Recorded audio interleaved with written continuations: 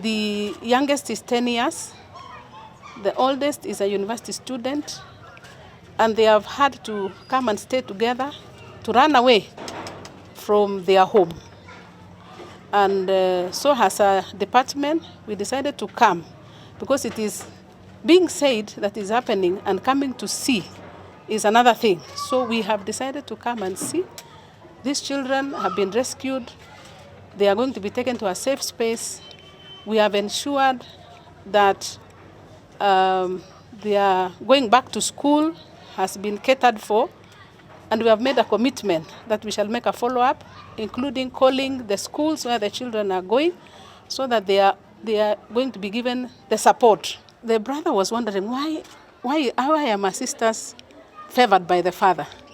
So when this act happened, it was actually, he was molesting the young girl, the one who is 10 years old. So that is when one of the girls realized what was happening. And she wrote a message in her hand, and said, I have actually procured an abortion, and it is my dad who has done it. So she did it on her hand like this. My dad is responsible. So that is how she was able to pass the message, because of the extreme pressure and the frustration that was there. So that is when the mother now called the older sister, who is a student at a university I won't mention. And then the sister confirmed that it has happened to me. It has happened to the other sister. So all the 4 girls have gone through that. But it starts at a very early age when they are innocent. I understand what the father has been saying is he holds the children when they are very young and says, I have blood pressure, so when I hold the children on my laps, inasaidia pressure kwenda chini. So it is an innocent act, the way it looks. So it is the way you hold your children at home, and whatever you are doing, using your fingers, is not known. So the mother can be busy in the kitchen, she's doing business. So these are things that can happen, happening in the course of their life as they are living in their homes. The father was arrested and is out because investigations are going on. We want to alert anyone who has that kind of intention that the law will find you. You don't have space. You don't have space even to live, because if you cannot take care of your children as a man, and the mother could not speak because of the kind of frustration that she was going through, then where are we living? We are partnering with these supporters who will raise a distress call to ensure that we have safe spaces for our children and safe spaces for every human being. Everybody needs to live, because we all belong to one nation. The Mashpoa gender-based violence incident involving dragging of a passenger. The attention of the Ministry of Gender, Culture, the Arts and Heritage has been drawn to the recent incident involving Ms. Adela Omondi, who reported being dragged aboard a Mashpoa bus traveling from Nairobi to Mombasa on Monday, April 14, the year 2025. She later woke up in Coast General Hospital, disoriented, stripped of her dignity and valuables, including unauthorized M-Pesa withdrawals using her phone. The heinous act, which may not be an isolated incident, is not only a grave violation of her dignity and rights, but also a stark reminder of the urgent need to ensure safety and accountability in all private and public spaces. The Ministry of Gender, Culture, the Arts and Heritage stands in full solidarity with the survivor and her family during this deeply distressing time.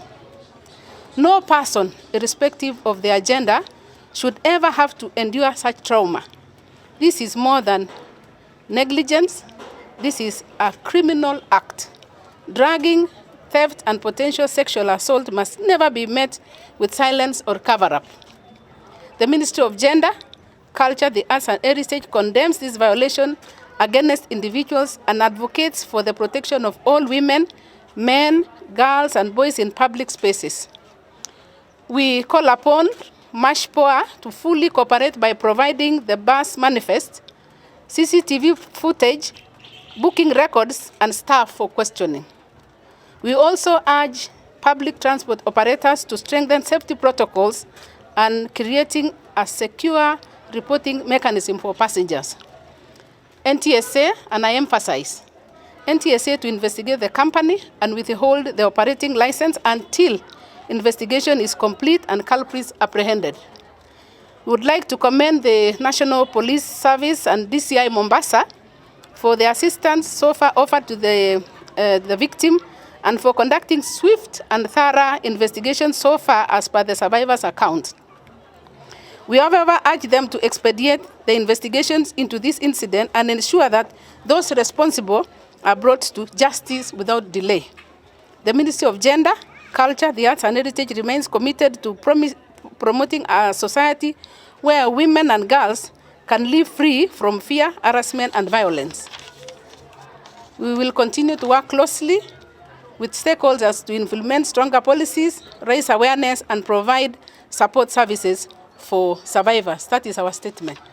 And I want to appreciate the government, because when we opened up to the government and told them this is a challenge that we are facing, we have seen even Madam CS herself coming in person to come and say so pole to the children.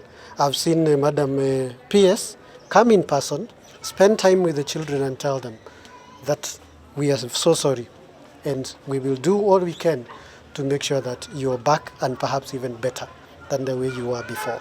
So this is something we are very, very grateful about. There is a question that had been asked. How was this happening in the mother was not aware? It's important to say that the children used to live in Trans Nzoia and their father works in Uasin Gishu County.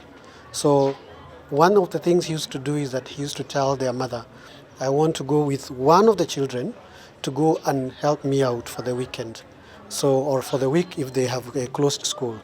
And that is the time he would, be able to do all this. And it is sad to even hear the children tell you that sometimes even when he decides to do this, he could do as many as 3 times in one night. He takes you, and Madam CS, it's sorry also to say that he introduced them to pornography.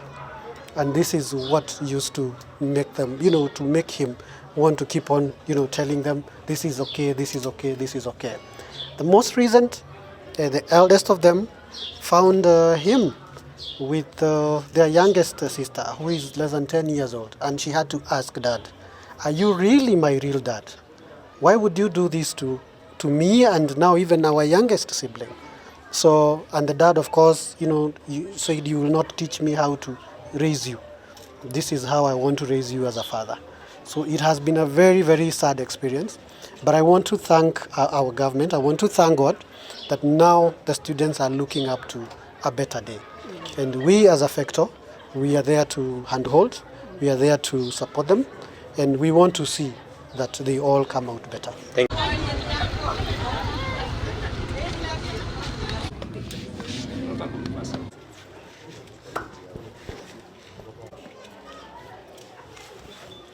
The problem she can't do it from down. The problem with the kind of matter is if I have to call.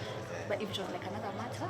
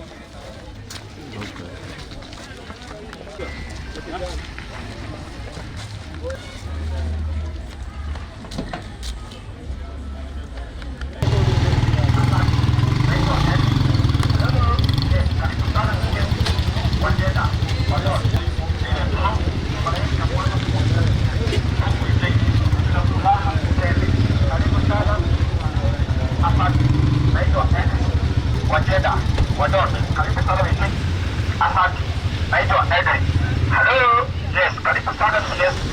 Wajeda, Wadot, karibu sana.